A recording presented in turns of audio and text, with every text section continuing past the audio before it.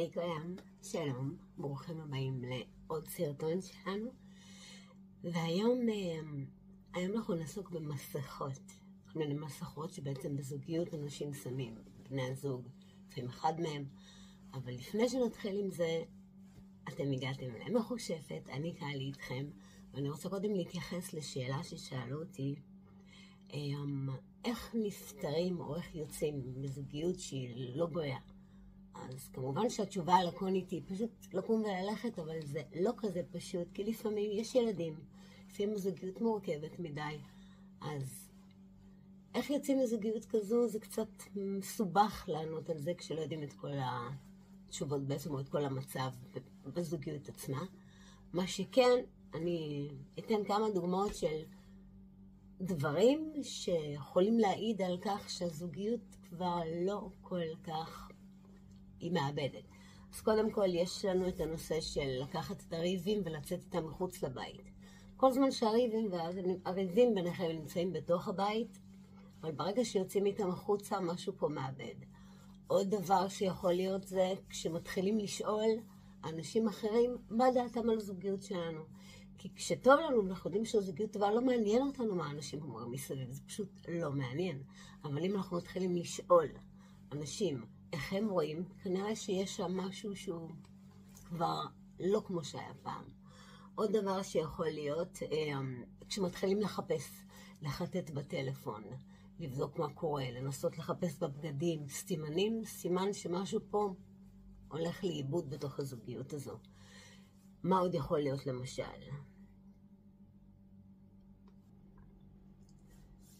עוד דוגמה למשל, כשהשיח הופך להיות לקוני, מה קורה? בסדר. איך היה? בסדר. אין עניין, אין שיחה, הולכים לישון בלי לדבר. עוד דבר שיכול להיות שמעיד בעצם שהזוגיות איבדה את זה וחבל, זה לא שאני אומרת שצריך לקום ללכת, כדאי לעבוד על זה. הבן אדם שהצחיק אתכם כל כך, מכל שטות, את היית צוחקת, אתה היית צוחק, ופתאום זה סתם מרגיז ומעצבן. זה גם עוד משהו שמעיד שהזוגיות איבדה, אבל זה כל מה שאני יכולה להגיד על זה. בטח לא להגיד איך יוצאים, איך משתחררים. אם לא טוב, אני בעד, באמת, שאם באמת לא טוב ואין, לא רואים, זה לא פתיר, חבל להישאר שם, חבל על הזמן שלך או שלך. עכשיו הנושא שלנו היום, מסכות. אז בזוגיות אנחנו לובשים המון מסכות. בכלל, בחיים, מהרגע שאנחנו נולדים, אנחנו עם מסכה כזו, ואיך להתנהג ואיך לא להתנהג, עוד מסכה ועוד מסכה. וזה בסדר.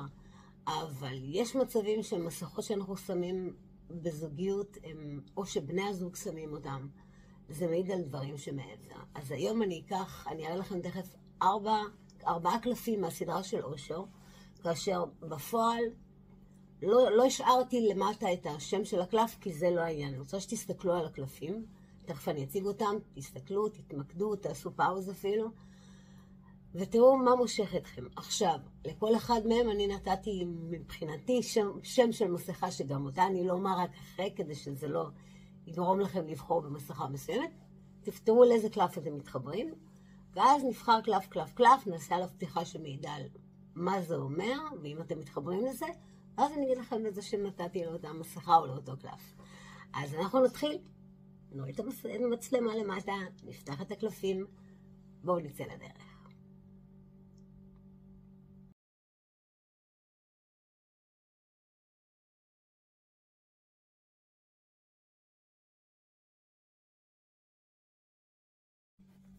אוקיי, אז אנחנו נתחיל עם מי שבחר בקלף מספר 1. מי שבחר בקלף מספר 1, אני תכף אספר לכם מה השם שאני נתתי לאותו קלף.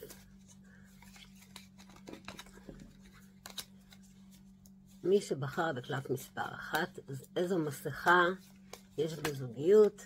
אתם לובשים, הם לובשים, את לובשת, חובשת, שמה, אותה המסכה.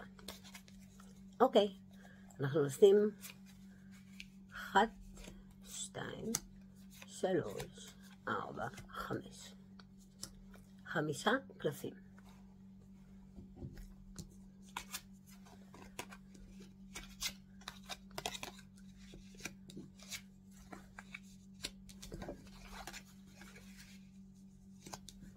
השם שבחרתי לקלף מספר 1, למי שבחר בקלף מספר 1, זה מסכה של הכל בסדר.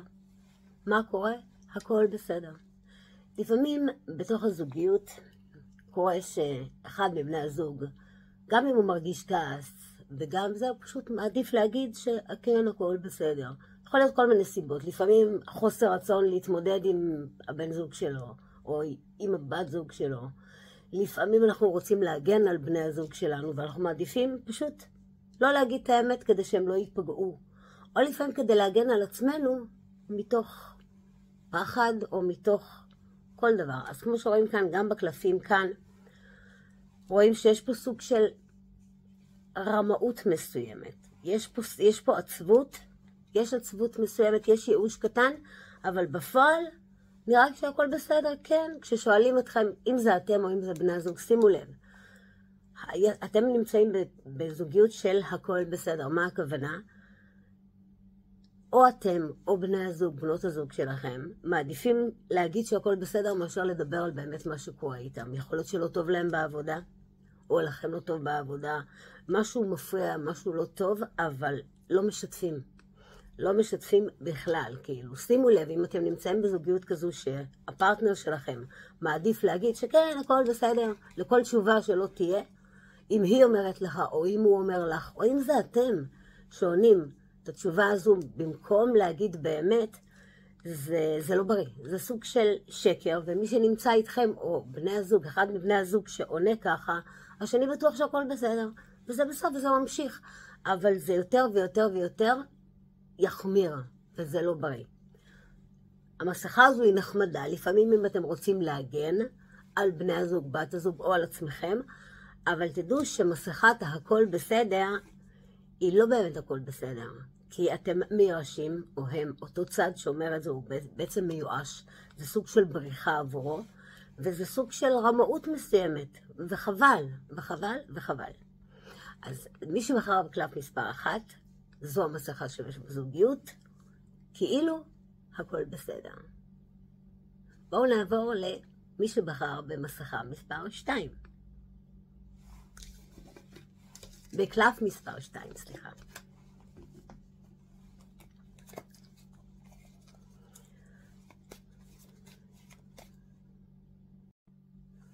אז מסכה מספר 2, אני קראתי לה דילמת האסיר. השמות שבחרתי הם סתם חמודים, לא זה.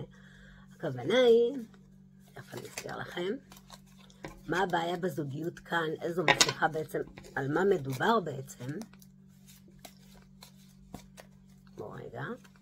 1, 2, 3, 4, 5. אוקיי, אז האסיר, כמו שאמרנו, 1, 2, 3, 4 ו5. מסכת האסיר, מה הכוונה? לפעמים בזוגיות יש אחד מבני הזוג שכל דבר הוא מסכים ואומר כן. הצד הזה הוא נזהר, הוא פוחד לבטא באמת את מה שהוא רוצה, והם מסכימים על הכל, ולכאורה הצד השני בטוח שיש לו זוגיות מדהימה, כי בן אדם הזה מסכים עם הכל והכל, אבל זה לא נכון. הזוגיות, הפרטנר הזה מסכים מתוך פחד מסוים. הוא פוחד.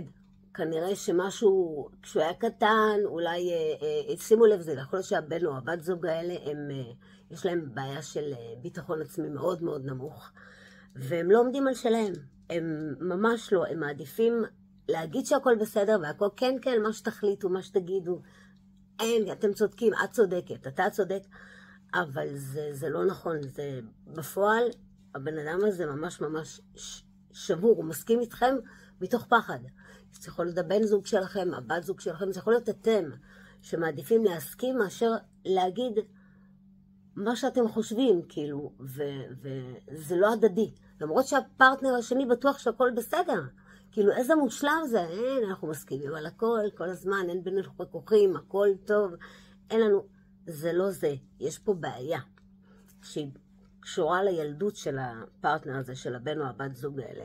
זה לא שלא טוב לכם בזוגיות הזו, אבל אם באמת אתם נמצאים בזוגיות שבן או הבת זוג שלכם אף פעם לא כאילו, לא שוללים או לא אומרים כאילו בדיוק דבר הפוך מכם. כל הזמן מסכימים איתכם, או אם זה אתם שכל הזמן מסכימים מתוך פחד מסוים או חוסר ביטחון, לא בריא, לא טוב, ממש ממש לא בריא. לכאורה, בחוץ זה נראה כאילו, כלפי חוץ זה נראה מושלם, הזוגיות המושלמת. אבל זוגיות מושלמת היא לא שמסכימים כל הזמן על הכל, להפך, אלא שכל אחד נותן את דעתו ומגיעים איכשהו לעמק השווה. אז זו מסכה מספר 2, מסכת העשייה. אם אתם נמצאים בזוגיות שכזו, אם זה אתם, תלמדו לפתוח את הפה ולהגיד, תאמינו לי, שכשמסכימים כל פעם על הכל, זה משעמם. אין עניין כאילו. הבני זוג רוצים עניין, לפעמים הם דווקא מאוד רוצים לשמוע את דעתכם. אז זה מי שבחר בקלף מספר 2. עכשיו בואו נעבור לקלף מספר 3. למסכה מספר 3, לקלף מספר 3. מי שבחר בקלף השלישי,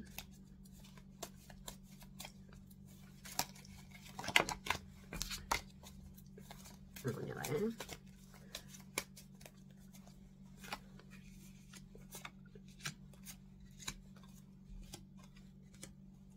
אוקיי, אז מי שבחר בקלף השלישי, קלף השלישי קראתי לו סופר וומן, או זה יכול להיות גם סופרמן, אבל לצורך העניין סופר וומן, ותכף אני אסביר. מה נמצא לנו פה? אוקיי. אז הקלף, מסכת הסופר וומן זה, תחשבו על, לצורך העניין אני אדבר בלשון נקבה, אבל זה יכול להיות גם של הגבר. כזה זו אותה אישה שלוקחת הכל על עצמה. היא מנהלת הבית והילדים, ועושה הכל למען המשפחה, ולמען הזוגיות, וזו מסכה, כן? זו המסכה שהולכת, ועבודה, וחוזרת, והילדים, ולפה, ולשם, ומורידה את אצל החבר ההוא, ולחוג הזה, וממשיכה, ובערב היא יוצאת ועושה עם החברות שלה, והולכת למכון כושר, וחברת וסתה, והיא ישר, הכל. סופר וומן. והיא לוקחת על עצמה, ולוקחת על עצמה, ולוקחת על עצמה, והיא באיזשהו שלב, תסתכלו, כאילו הכל טוב, היא רצה, והיא עושה, ונותנת, ומתפקדת, וכמו אריה, והכל מאוזן, ונראה אצלה שהיא המושלמת. אין דברים כאלה, איך את מצליחה לעשות הכל? שוב, זה יכול להיות גם גבר, סופרמן, שהוא עושה הכל, מתקתק את הבית, בעבודה, עם הילדים, הכל טק טק טק, מתוקתקים. הבן זוג הזה או הבת זוג הזו, סופר וומן, סופרמן. העניין הוא שאותו אחד שעושה את הכל, אותה אישה שעושה ועושה ועושה ועושה ועושה ועושה, ולקחה על עצמה את כל האחריות, באיזשהו שלב בפנים יש לה את התסכול מעצמה והאכזבה מעצמה, כאילו, למה הוא לא לוקח חלק מהדברים? למה הוא לא רואה שהכל עליי? למה? כי את לא אומרת. את לוקחת על עצמך את הכל. את גם אימא, וגם אישה, וגם חברה, וגם הכל, ועושה, ומתקתקת והולכת, והכל שיהיה מדויק, והבית, והילדים, והכל, ואת מעמיסה על עצמך, ומעמיסה כל תפקיד, את לוקחת, ואז את מתעצבנת, ואז את פשוט יורה על בן הזוג שלך, או על בת הזוג שלך, לא משנה, את פשוט יורה את זה החוצה. מה? אבל הם לא יודעים. אותו אחד בן או בת הזוג, שלקחו הכל על עצמם, לא באתם ואמרתם, רגע, אתם אלה שבאתם ולקחתם הכל. אתם, אף אחד, הבן זוג או הבת זוג שלכם, לא אשמים שלקחתם את האחריות על הכל. אתם סוג של, אתם לוקחים את השליטה, אתם כל הזמן רוצים לרצות ולהראות שהכל בסדר, ואז אתם באים ואומרים, היי, מה אני זה? מה אני הכל עליי? למה הכל עליי? למה אתם לא לוקחים חלק מהאחריות? כי אתם החלטתם לקחת את הכל. אז מי שבחר בקלף הזה, שקראתי לו סופר וומן, זו זוגיות שאחד מבני הזוג החליט שהוא לוקח הכל על עצמו. והכל, מתקתק והכל. באיזשהו שלב זה יתפוצץ החוצה לצד השני. אז במקום לבוא ולהגיד, אני לוקח הכל ואני רוצה להראות שאני הסופר וומן, לקחתם הכל על עצמכם? תענו, אל תבואו בתלונות אחר כך, תלמדו לשתף. זה לא אמור להיות אחד עושה הכל ואחד לא עושה שום דבר, ברור שלא. אבל אל תאשימו את האחר בדברים שאתם בחרתם, או לכאורה, אם בני הזוג שלכם באים ואומרים, מה, הם בחרו, אין שום בעיה, אתם רוצים לקחת חלק, אנחנו מנסים לעזור, הם לא נותנים כי הם מאוד שלטנים. אז זו בעיית זוגיות מספר 3. זו מסכה מספר 3 של בעיות בזוגיות, שאחד מבני הזוג לוקח הכל על עצמו, ואז באיזשהו שלב הוא בא ואומר, מה? הכל עליי? לא פייר, אני קורס, זה לא פייר, והכל מרמורים פנימיים עם עצמם, וכמובן שזה יכול להתפוצץ בסופו של דבר. ועכשיו נעבור למי שבחר בקלף מספר 4. מהי מסכה מספר 4? אוקיי, 4. לקלף מספר 4, למסכה מספר 4 שבזוגיות, קראתי חסיד אומות העולם, ותכף אני אסביר לכם מה הכוונה.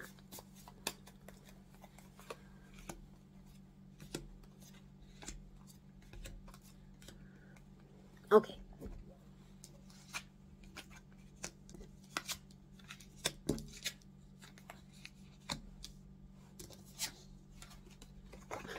אוקיי. מה הכוונה חסיד אומות העולם?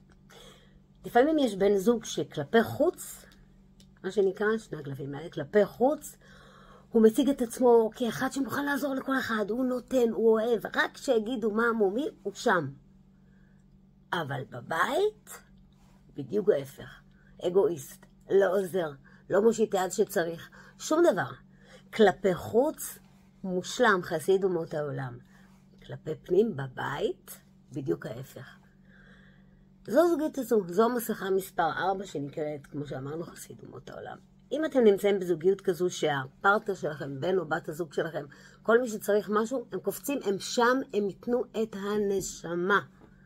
אבל בבית, כאילו הפכתם את הקלף לצד השני, קיבלתם משהו אחר, בן אדם שכל הזמן רוצה שיעשו בשבילו, לא עושה שום דבר, לא, גם אם מבקשים ממנו, הוא גם לא יעזור לכם.